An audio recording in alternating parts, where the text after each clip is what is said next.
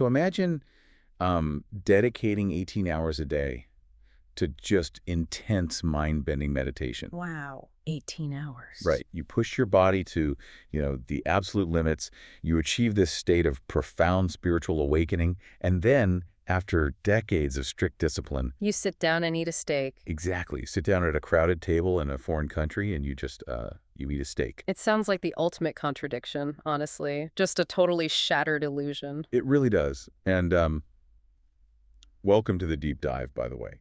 Because today, we're unpacking a source that directly challenges one of the biggest, most guilt-inducing dogmas in the entire wellness world. Oh, absolutely. Which is, the idea that true spiritual growth or being a quote-unquote real yoga practitioner requires a strict, unwavering vegan or vegetarian diet. It is a dogma that is practically written in stone in yoga studios around the globe. I mean, if you want to reach higher consciousness, you must put down the meat. That's what you always hear. Always. But we are looking at material today that says that's not just historically misunderstood, but, well, biologically and energetically flawed for modern humans. Yeah. So, okay, let's unpack this. We are diving deep into the teachings of a very unique figure. His name is Osman, widely known as the blind Muslim yogi. Right. And I want to get right into his credentials because they are, honestly, they are intense. And they are the foundation for everything we're about to discuss with you today. They absolutely are. You really have to understand his background to understand why his perspective carries so much weight. Right. So Osman is a master-level bioenergy healer. He's been practicing healing alongside highly advanced yoga and meditation for 50 years. 50 years, that's half a century of dedication. Half a century, yeah. He achieved his first samadhi experience, which, if you don't know, is this incredibly profound state of pure meditative consciousness at the age of 19. At 19, that is wild. I know. He has studied extensively across the Far East, the Middle East, and the West, taking a very scientific approach to all this. But here's the part that made me literally stop and reread my notes. Oh, I know what's coming. Yeah, he specializes in critical care, recovery, and terminal illnesses. And he does this using telepathic healing capabilities based on the principles of quantum entanglement. I know exactly what you are thinking right now. You do, because I'm looking at that sentence and thinking, wait, telepathic healing, quantum entanglement. That sounds like a sci-fi movie. It really does. I need you to break that down for me, because how does a healer connect, subatomic physics to healing a human body across physical distances? It's a completely fair question. It pushes the boundaries of conventional understanding, for sure. So let's look at the mechanism Osman is referencing here. Okay. In quantum physics, entanglement is the phenomenon where two particles become interconnected. So the state of one particle instantly influences the state of the other. Right, regardless of how far apart they are. Exactly. Regardless of the physical distance between them. Einstein famously called it spooky action at a distance. Okay, I tracked the physics part. I remember that from school. Yeah. But how does that apply to biology, like human bodies? Well, Osman is operating on the premise that the human body and human consciousness is fundamentally composed of energy fields. Okay. If you have spent 50 years rigorously training your mind, practicing up to 18 hours a day in your youth to stabilize your own energetic frequency. Which is just an unbelievable amount of time. It is, but you essentially turn yourself into a highly tuned transmitter. So the theory of telepathic bioenergy healing suggests that a master healer can entangle their stabilized high-frequency energy field with the chaotic, diseased energy field of a patient. Okay. By doing so, they induce a resonance that promotes the patient's cellular recovery. It is directing intent and energy on a quantum level. So it's not magic. It's an applied, highly advanced understanding of energetic resonance. But I want to make something incredibly clear right here at the top, and Osman is very explicit about this too. The natural therapies and services he offers are strictly complementary. An absolutely crucial point to make. Yeah, he states emphatically that his work is never a replacement for registered medical treatments. He works to enhance whatever might be lacking in the medical field to boost a patient's systemic response to conventional treatments. Right. And because of his incredibly high success rate over the last 50 years and his rigorous practice, which, by the way, he currently still practices a minimum of 8 to 10 hours a day. Still every day. Every single day. Just sharpening the sword, as he calls it. So his uncommon ability to heal on these serious levels means his treatments are premium. That makes sense. They are not inexpensive. Right. If you want to explore his premium energy healing, his one-to-one consultations, or, his paid Patreon channel for live daily video lessons and group sessions, you can go to yogawellness786.com. It's all there. But what's great is that his mission is to encourage as many people as possible into a purely scientific, result-based, and simplified methodology. So he doesn't withhold the core knowledge. No, he really puts it out there. He offers extensive advice for free on his YouTube channel, and you can listen to his insights by searching for The Blind Muslim Yogi on Apple Podcasts and Spotify. Definitely hit follow if you look him up there. Which kind of brings us to the core mission of our deep dive today. Right. Osman has spent a lifetime trying to simplify highly complex ancient protocols. He wants to revive these lost sciences to help you improve your health, your peace of mind, your physical energy. And the first major roadblock he tackles is this absolute obsession with diet. So let's unpack this. Because before we look at the modern grocery store, we really have to rewind to ancient India. We need to understand where this strict yoga equals vegetarianism rule actually came from. Right, the historical context is everything. Osman points out that yoga is deeply rooted in the Vedanta culture of India. Historically, this was a heavily agricultural society that relied entirely on cattle. Cattle were basically the engine of the economy and of survival. Exactly. And because they had massive herds, they had a massive excess of dairy. It naturally became the staple supplement of their meals. So they were drinking a lot of milk. A ton of it. So the traditional vegetarian diet in this historical context was actually heavily, heavily reliant on dairy. But Osman clarifies a massive misconception here. Meat eating was not universally forbidden in Vedanta culture. This is where we need to look at the social and energetic structure of that era, because the strict prohibition on meat was reserved for a very specific, highly specialized class of people. Right. We're talking about individuals who dedicated their entire lives to developing higher mental and intellectual capacities. They were reciting complex incantations, advising kings, and operating as the spiritual technology of the society, basically. Okay, so it wasn't just a blanket moral code for everyone walking around the village. Not at all. It was a specialized tool for a specialized job.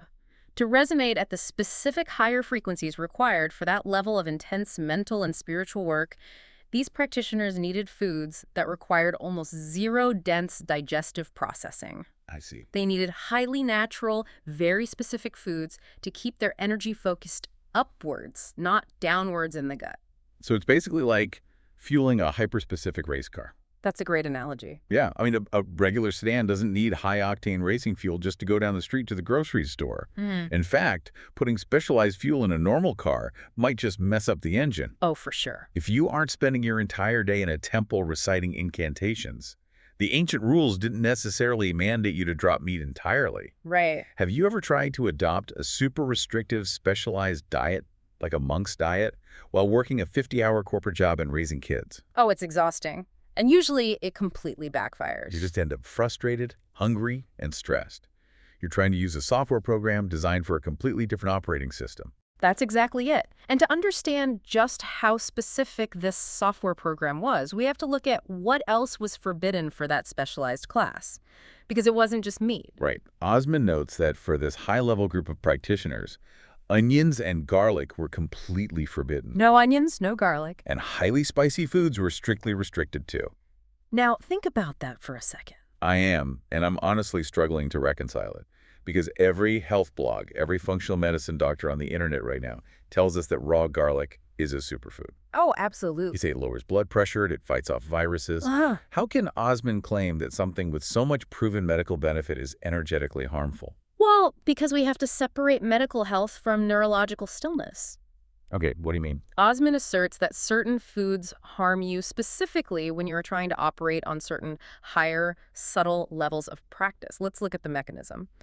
What happens when you eat something incredibly spicy or highly pungent like raw garlic? You sweat. Your heart rate might go up a little bit. You feel a bit flushed. Exactly. It causes autonomic arousal. It stimulates the nervous system. From a modern cardiovascular perspective, that minor stress response might be great for your blood vessels. Sure. But if your goal is to sit in complete, absolute, undisturbed meditative stillness for 8 hours, trying to lower your heart rate to near imperceptible levels, that autonomic arousal is like a fire alarm going off in your nervous system. Wow. Okay, that makes perfect sense when you frame it like that. The physical reaction to the pungent food literally disrupts the quiet frequencies they need. Right. It's like drinking an espresso. I mean, it might be fantastic right before a heavy weightlifting session, but it is a terrible idea if you were trying to take a nap. Health just isn't a monolith. It really isn't. What is optimal for physical resilience might be totally detrimental to extreme spiritual sensitivity. So understanding that certain foods are restricted specifically to control the nervous system leads perfectly into Osman's core theory regarding why meat hinders early spiritual development. Yeah, this is a big one. Because Osman does teach that in the initial stages of practice, his students should adopt a whole foods, plant-based diet within reason and reduce their meat consumption. And his biological explanation for this is fascinating. He calls it the decay theory. This is where ancient intuition meets modern gastroenterology, really. He states that animal-based foods decay faster in the human gut compared to fresh fruits and raw vegetables. And this faster decay leads to a proliferation of harmful bacteria. No, I can anticipate a bit of skepticism here from people listening. You should, because I've always been taught that stomach acid just dissolves meat. Doesn't our hydrochloric acid just break it down like anything else? Right. Are we saying the meat is literally rotting inside of us? Let's break down the actual biology of what Osman is describing. Yes, stomach acid breaks down the tissue, but complex animal proteins are dense. Right. And they take significantly longer to transit through the entire gastrointestinal tract compared to water-rich, fiber-heavy fruits and vegetables. During that extended transit time, sitting in a dark environment at 98.6 degrees, putrefactive bacteria, the bacteria that break down proteins, do proliferate. It's a natural part of digestion, but it creates a specific bacterial bloom. Right, because it's sitting there at almost 100 degrees in the dark. Exactly. It's essentially fermenting, well, putrefying. Well, that paints a picture, doesn't it? Hmm. Okay, so a bacterial bloom happens. Why does that matter to my meditation practice? Because of the immune response.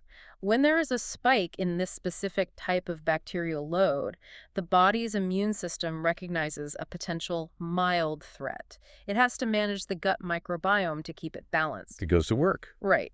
To do that, the body deploys white blood cells and expends vital metabolic energy to the gut lining. It's an energy tax. A massive energy tax. Oh. Osman explains that in the initial stages of awakening what he calls dominant life force energy, the human body needs every single millimeter of energy it can muster. Your biology is trying to rewire itself. If your immune system is working overtime, sending massive amounts of ATP cellular energy down to your intestines to manage the putrefaction of a heavy steak, that energy is tethered to your gut. It is completely diverted away from your brain, away from your nervous system, and away from your spiritual development. I love this analogy we were playing with earlier. Yeah. It is exactly like trying to run a massive, complex software update on your phone. Let's call that the spiritual awakening. But you have 50 heavy, graphic-intensive apps running in the background. Perfect analogy. Digesting heavy meats and managing that bacterial load is the background app draining your battery.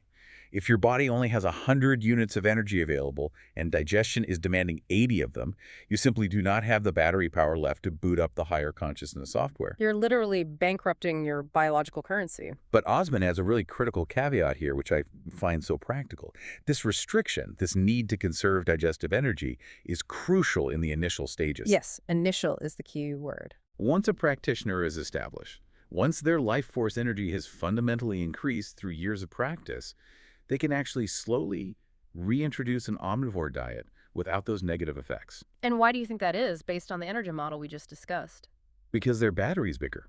I mean, if you have expanded your energetic capacity and now you have 1,000 units of energy instead of 100, spending 80 units to digest a meal doesn't crash the system anymore. The body can easily handle the load. Precisely. It's about building energetic capacity. The ancient mystics were essentially describing human machinery. But this brings us to a massive reality check. Right. Because while these ancient theories of pure food and energy conservation are profound, trying to execute them perfectly today is a completely different story. It's almost impossible. And Osman is very blunt about this. He strongly states that in the 21st century, it is not practical to tell everyone to be a vegetarian. We do not live in ancient Vedanta times. We simply do not have access to the pristine, mineral-rich, fresh fruits and vegetables that they did. No. Today, the vast majority of our food is industrialized. It's mass-produced, it's genetically modified, it's grown in depleted topsoil, and it's covered in pesticides. This is where Osman's pragmatism as a healer really shines through. He looks at the socioeconomic reality of the situation. Yeah. He points out that to eat purely organic foods and ethically raised organic meats requires a financial level that only a tiny fraction of a percentage of the global population can actually afford. It's so expensive. Yeah. You go to a specialty health food store and a basket of organic produce and grass-fed meat can cost a small fortune. So let's look at the holistic impact of that. If we are trying to reduce stress on the body to free up energy, what happens when dietary dogma ignores economic reality? It creates a totally different kind of stress. Exactly. The chronic, daily psychological and financial stress of trying to afford and source a pristine ancient diet in a modern, hyper-industrialized world, that stress triggers cortisol. It triggers systemic inflammation. Worrying about how you were going to pay for your organic groceries might actually drain far more life force energy than simply eating a conventionally grown apple or just a balanced, accessible modern diet. That is a fascinating way to look at it. The dogma itself becomes the poison. Osman has 50 years of experience. He has personally experimented with omnivore, carnivore, vegetarian, vegan, whole foods, plant-based, and raw diets. He's tried it all. Yeah. And his conclusion is that rigid adherence to a label is far less important than adaptability to your individual real-world circumstances. If a diet causes you financial ruin or an emotional breakdown because you accidentally ate something cooked in the wrong oil, it is not serving your ultimate potential. Okay, so if strict veganism isn't practical or even mandatory for spiritual growth, what does the actual science of longevity show us today? And how do ancient staples, specifically dairy, fit into this modern picture? This is the great paradox. It really is. Osman notes that while proponents of vegan diets always point to the anti-inflammatory effects and the longevity associated with eating only plants, large-scale scientific studies also show massive longevity in what are called the blue zones. Right. For context, if you're not familiar, blue zones are specific demographic and geographic areas of the world, like Okinawa, Japan, or Sardinia, Italy, where people live measurably longer, healthier lives, often well past 100. And the people in these blue zones do not eat strict vegan diets. They eat a balanced, largely plant-slanted diet, but it absolutely includes animal products, dairy, and seafood. But then Osman tackles the issue of dairy specifically, and this is where we really have to pay close attention to the modern context. Right, because as we established earlier, dairy was an absolute fundamental staple in ancient yoga culture. They practically lived on it, but Osman actually warns against it today. He is careful about it. He notes that there is limited localized scientific research in some specific areas, so he avoids offending people by declaring dairy completely forbidden. But he states there is a very strong observable association between modern dairy and modern inflammatory conditions. I want to push back on this, or at least get some clarity for you listening. If an ancient yogi could achieve samadhi while drinking milk every day, why is milk suddenly the bad guy? How does a food just change its nature? It's not that the fundamental concept of milk is evil. It's that the milk and the human drinking it have both fundamentally changed. Oh, interesting. Ancient yogis thrived on fresh, raw dairy from specific, localized, non-industrialized cattle that they likely raised themselves. Right. No factories, no massive feedlots. Exactly.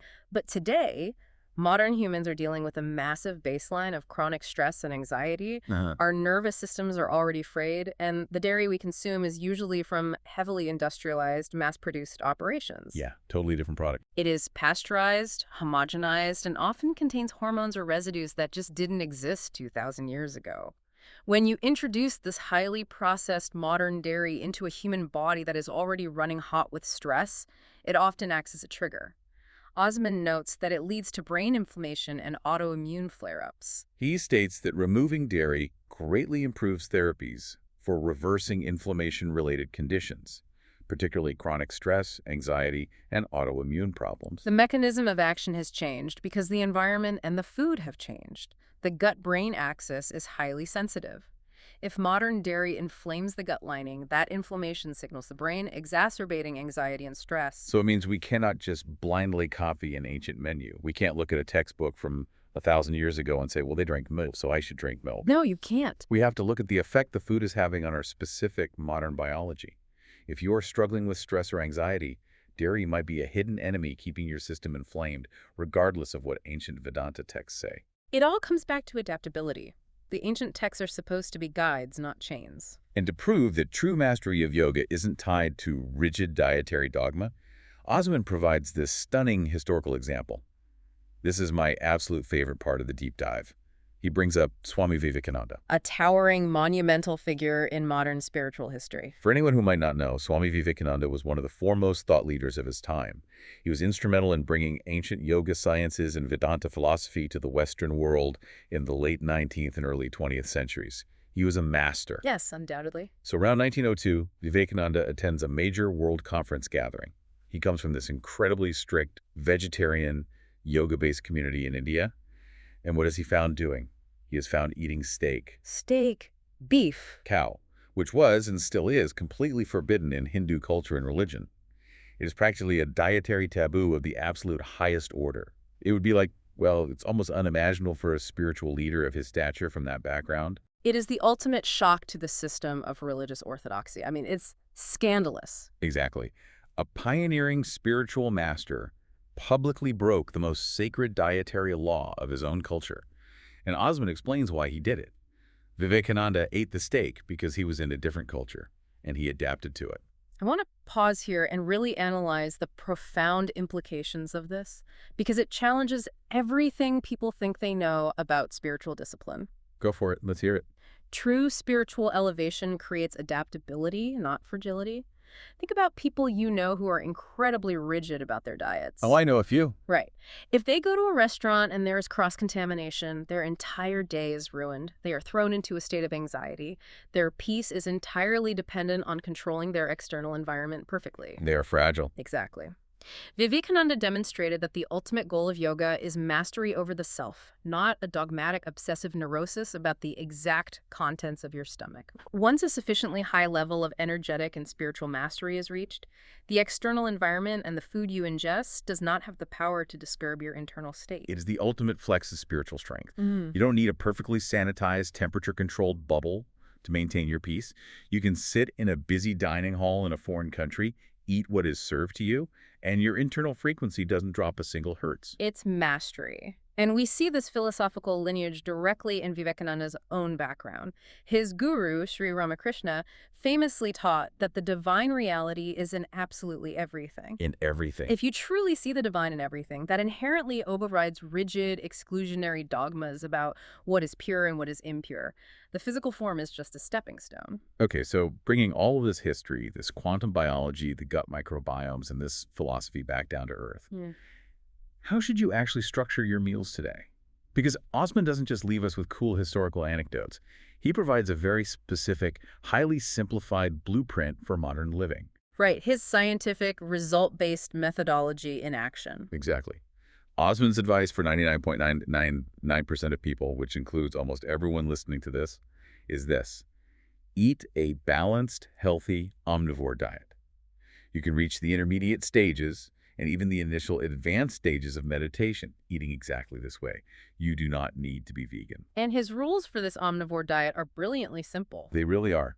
Rule number 1, avoid highly processed foods. Try to keep 80% of your diet less processed, unrefined, and uncanned. Rule number 2, include fresh salads, raw vegetables, and fruits in your daily routine. Standard, solid advice. And rule number 3, what he calls the rainbow rule.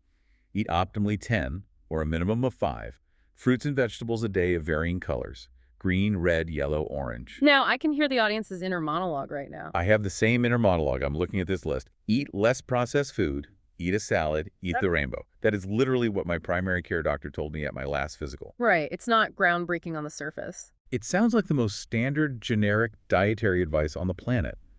What makes Osman's approach here quantum or energetic? How is this a spiritual methodology? That is the perfect question, because the magic isn't just in the vegetables. The energetic breakthrough of Osman's 80-20 rainbow rule is what it removes from your system. You mean removing the processed chemicals? Yes, chemically, but more importantly, emotionally. It completely removes the guilt. I see where you're going with this. Think about the energetic frequency of guilt. It is an incredibly heavy, dense, low-frequency emotion.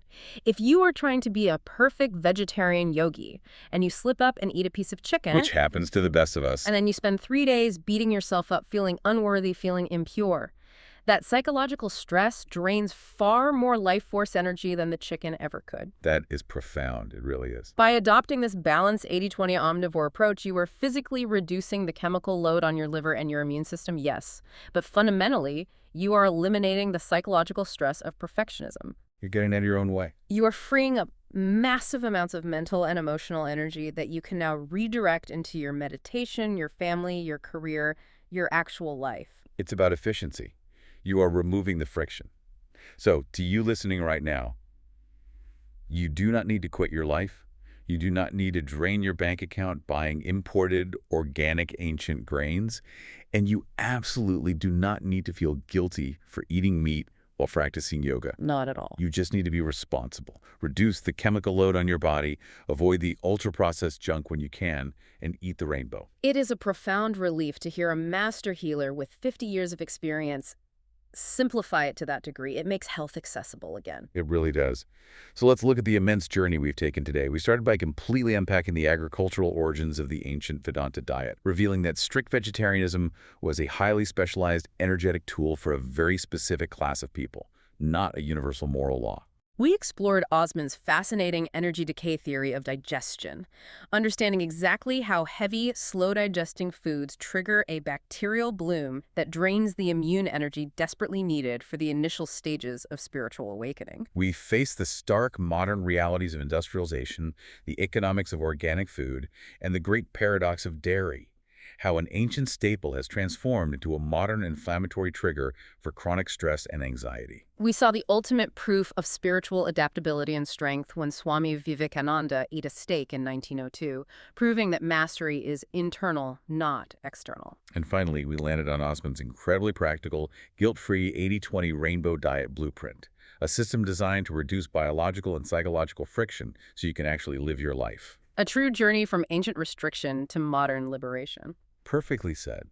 And I want to remind everyone once again that Osman's work is designed to complement, not replace, registered medical science. His approach to bioenergy healing, telepathic healing, and critical care recovery is the culmination of 50 years of intense, relentless, dedicated practice. It's truly a lifetime of work. It is. If you want to explore his premium services or access his free teachings, you need to visit his website at yogawellness786.com. You can find his Patreon there for live daily video lessons and one-to-one consultations. And do not forget to search for The Blind Muslim Yogi on YouTube for his free video content and on Apple Podcasts and Spotify. Hit follow so you don't miss his insights. As we wrap up this deep dive, I want to leave you with a lingering question. We started by talking about how much we crave a clean, binary answer for our health.